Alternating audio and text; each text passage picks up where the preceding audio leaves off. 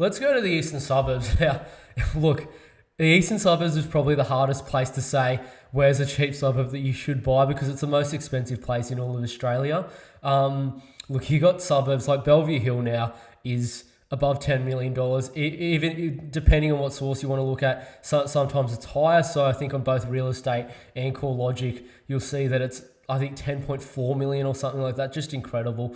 But look, a suburb that is quite cheap in the Eastern Suburbs is a suburb called Waverley. Now, I haven't probably given the best, should I say, photo of Waverley, but it is a still beautiful coastline. So there's actually the Waverley Cemetery, which is heritage listed and been there for a lot of years, but it's a really well-known area of Waverley, right by the Eastern Coastal Walk there, Bondi to Bronte walk. Or should I say, it's actually the whole Bondi to Coogee walk if you really want to do that entire walk. But anyway, look, Waverley is really cheap because it's surrounded by very, very expensive suburbs. Now, look, Bronte is literally $5.5 million, which neighbours Waverley itself.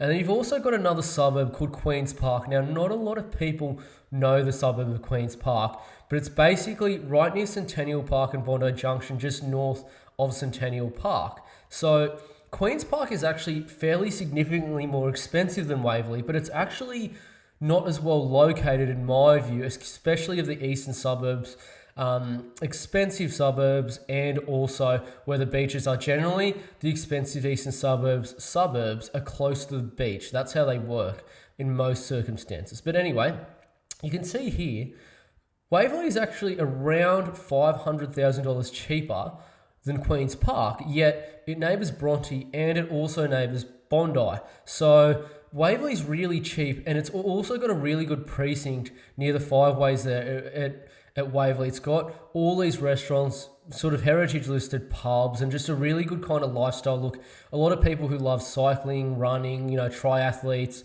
surfers, lifestyle people, wealthy immigrants and everything like that love Waverley because you've got really good buses to the CBD. It's close to Bondi Junction. All the things you need are nearby. Not saying Queen's Park isn't, but the only thing with Queen's Park is you're not really as close to the beach as you are in Waverley. So that's another thing that just adds to it. So definitely a suburb to consider, Waverley, if you have the money of about $3.5 to $4 million in the Eastern Suburbs. So sorry if it sounds, I know it doesn't sound cheap, but we're just talking Eastern Suburbs prices here.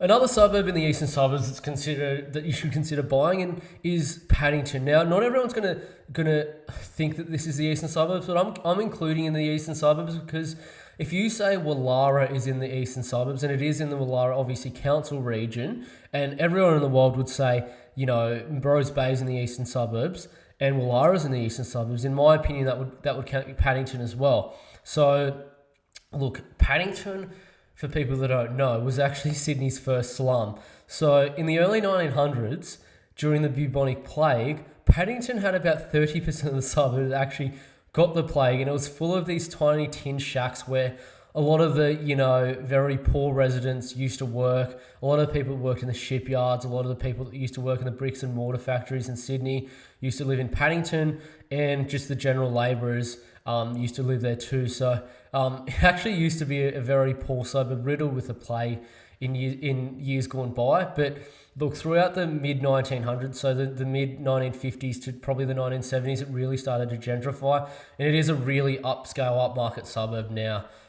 Look, that's only seen in the median personal income in Paddington. Now, this is incredible. To give everyone an idea, the median household income in Australia is about $1,870. Paddington's personal income alone is $1,698, and their household income's $3,131. So it's literally nearly double the personal income is more than double, because the personal income in Australia is, I think, $805 a week. This is just out of Census 2021. And even if you compare that to Edgecliff, which is actually even close to the water and close and literally Double Bay's basically sister suburb, you can see you've actually got higher income even in Paddington than that. So pretty incredible suburb to buy in. Really cheap for the Eastern Suburbs again.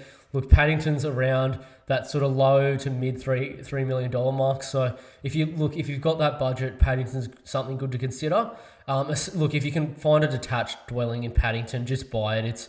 It's probably going to go for $4 million, but those are so rare it's not even funny. Most of Paddington's your detached dwellings, your attached dwellings and terrace dwellings.